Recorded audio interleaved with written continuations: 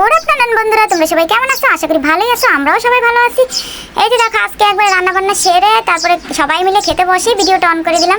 অঙ্কিতা মাত্র স্কুল থেকে আসলো, ওর আন্টি আজকে স্কুলে নিয়ে গেছিল, ওর আন্টি কলেজ বন্ধ ছিল তো তাই বলতেছি দিদি আজকে তো আমার কলেজ নেই, আমি আজকে অঙ্কিতাকে স্কুলে নিয়ে যাবো না, তুই এত প্যারা নিতে হবে একটু ঘুমা।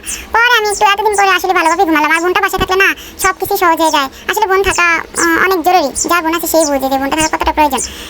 মানে বোন ওই যে বাসা আসলে অনেকটাই ভালো লাগে কাজ করে। ভাইয়েরাও ঠিক আছে, ভাই থাকাও প্রয়োজন, কিন্তু বোন থাকা বেশি প্রয়োজন মনে হতো।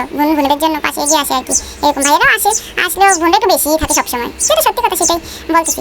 তো এখন আমি ছাদে গিয়ে দেখলাম যে পাখিটা খাওয়া শেষ হয়ে গেছে সকালবেলা। তো এখন দুপুরে খাওয়ার পাখিকে দিয়ে আসলাম, আর ছাদে গিয়ে দেখি সব কাপড় চোপড় শুকিয়ে গেছে।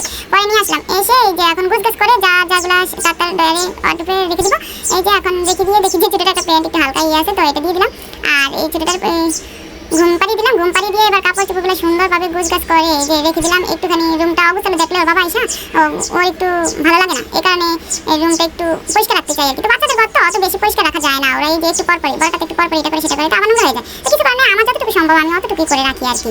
এই যে এখন ওইটা ঘুমের জন্য কান্না করতেছিল, তো পরে এই যে ঘুম পাড়িয়ে দিলাম। আগে ওকে ঘুম পাড়ালাম, না হয় আমার কাজের সব সময় অফিসে দিত, আমার কাজই হতো না একটাও। তো আগে ওকে ঘুম পাড়ালাম, ঘুম পাড়িয়ে এই তো এখন এই কাপড় চোপড়গুলো সুন্দরভাবে গুছগাছ করে যারটা তার ওয়ার্ডরোবে রেখে দিলাম। তারপরে হচ্ছে গিয়ে যে এখন আমি ও কখনো ঘুমাবো আমি একটু ঘুমাবো, কিন্তু কাজ বাজ সেরে দেখি যে ও আবার সুন্দর করে ঘুম থেকে উঠে যায়। তাহলে কীভাবে ঘুমাবো বলেন তো বন্ধুরা সবাই? তো এখন এই যে আমার সব কাজই শেষ, এখন মাত্র এই যে ঘুমাইছে। তারপরে আমি তাড়াতাড়ি করে কাজগুলো সেরে ফেলতেছি, যেহেতু আমি একটু ঘুমাইতে পারি।